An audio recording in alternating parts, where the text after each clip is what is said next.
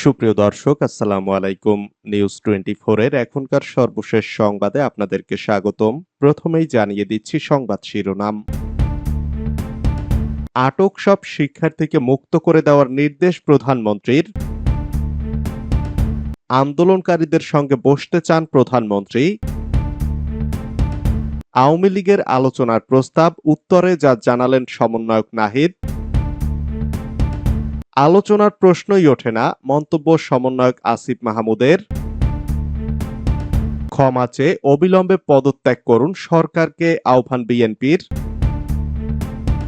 ফরিদপুরে শিক্ষার্থীদের মিছিলে পুলিশের হামলা, গুলিবিদ্ধ এক। যাত্রাবাড়িতে শিক্ষার্থীদের বিক্ষোভ, রাস্তায় নেই পুলিশ। এতক্ষণ শুনছিলেন সংবাদ শিরোনাম। পুরো খবর পেতে ভিডিওটি শেষ পর্যন্ত দেখুন। সর্বশেষ সংবাদ পেতে চ্যানেলটি সাবস্ক্রাইব করুন। এবার বিস্তারিত। আটক সব শিক্ষার্থীকে মুক্ত করে দেওয়ার নির্দেশ প্রধানমন্ত্রীর। কোটা সংস্কার আন্দোলনে আটক হওয়া সব শিক্ষার্থীকে মুক্তি দেওয়ার নির্দেশ দিয়েছেন প্রধানমন্ত্রী শেখ হাসিনা। শনিবার গণভবনে পেশাজীবী সমন্বয় পরিষদের কেন্দ্রীয় নেতাদের সঙ্গে বৈঠকে একথা বলেন প্রধানমন্ত্রী।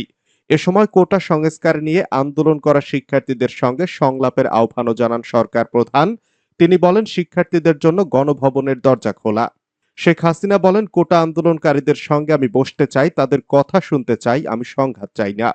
চলমান পরিস্থিতির মধ্যে আজ শনিবার বেলা 11টার দিকে পেশাজীবী সমন্বয় পরিষদের সঙ্গে বৈঠকে বসেন শেখ হাসিনা।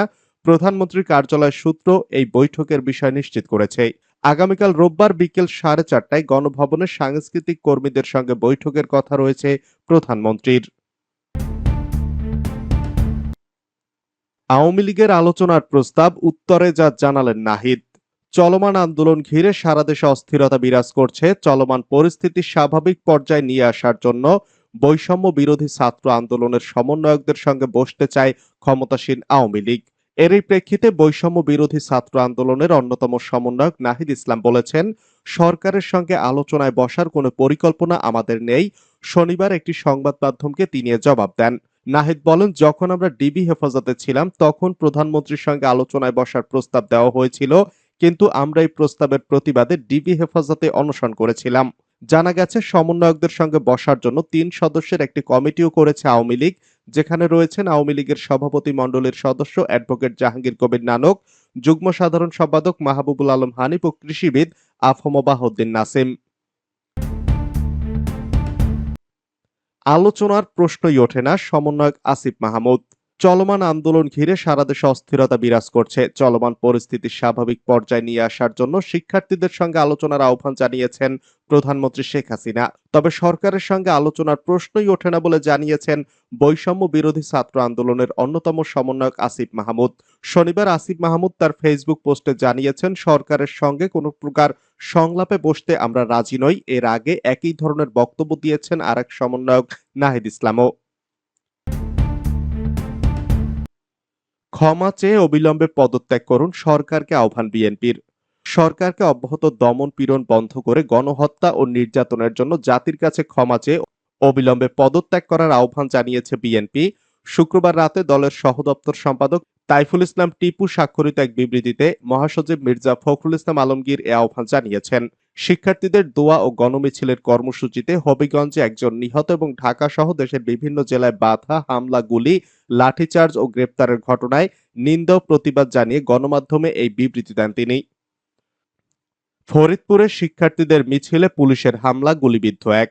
ফরিদপুরে বৈষম্য বিরোধী ছাত্র আন্দোলনের মিছিলে হামলা করেছে পুলিশ। শ্রমিক লীগ, ছাত্রলীগ ও যুবলীগের নেতাকর্মীরা হামলা চালালে এর সূত্রপাত ঘটে। পরে আন্দোলনকারীদের ধাওয়া খেয়ে শ্রমিক লীগের লোকেরা পালিয়ে গেলে আন্দোলনকারীদের উপর টিয়ার শেল, সাউন্ড গ্রেনেড ও রাবার বুলেট ছোড়ে পুলিশ। এতে বেশ কয়েকজন আহত হন। শনিবার সকাল 11টার দিকে এই ঘটনার পর থেকে পরিস্থিতি থমথমে হয়ে আছে। আন্দোলনের সংবাদ সংগ্রহে গিয়ে সাংবাদিকদের পেশাগত কাজে বাধা ও অসদাচরণের পর তাদের পায়ের কাছে রাবার বুলেট ছুড়েছে পুলিশ। এতে 2জন সাংবাদিক আহত হন। যাত্রাবাড়িতে শিক্ষার্থীদের বিক্ষোভ, রাস্তায় নেই পুলিশ। রাজধানীর যাত্রাবাড়িতে বৈষম্য বিরোধী ছাত্র আন্দোলনের ডাকে কর্মসূচিতে অংশ নিতে জড়ো হয়েছেন হাজার হাজার শিক্ষার্থী। এছাড়া ইসলামী দলের মিছিল করছে, রাস্তায় নেই পুলিশ।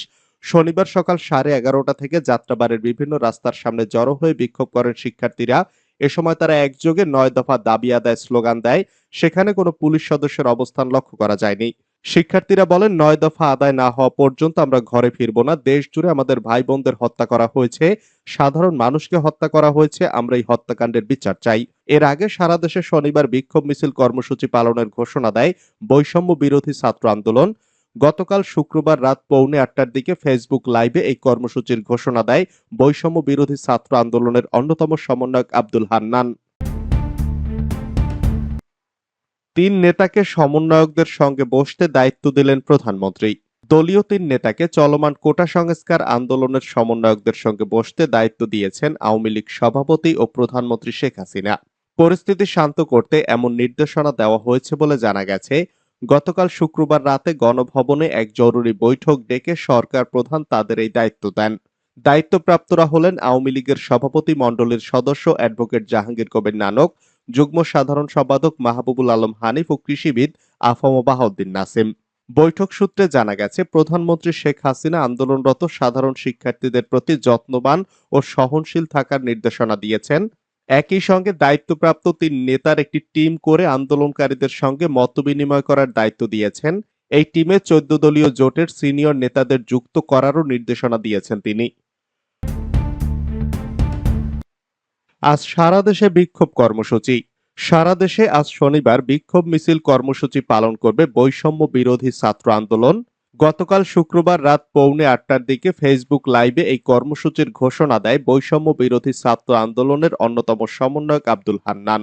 একই সঙ্গে আগামীকাল রোববার থেকে সর্বাত্মক অসহযোগ আন্দোলনের ডাক দিয়েছেন তারা। সারা দেশে ছাত্র নাগরিকের শান্তিপূর্ণ আন্দোলনে হামলা করে খুনের প্রতিবাদ ও ৯ দফা দাবিতে এই কর্মসূচির ডাক দেয় বৈষম্য বিরোধী ছাত্র আন্দোলন। একই সময় আরেক সমন্বয়ক আসিফ মাহমুদও তার ফেসবুকে এই কর্মসূচির কথা নিশ্চিত করেন। আব্দুল হান্নান বলেন, আগামীকাল সারা দেশে প্রতিটি পাড়া মহল্লায় প্রতিটি জায়গায় বিক্ষোভ কর্মসূচি পালিত হবে। রোববার থেকে সর্বাত্মক অসহযোগ আন্দোলন পালিত হবে।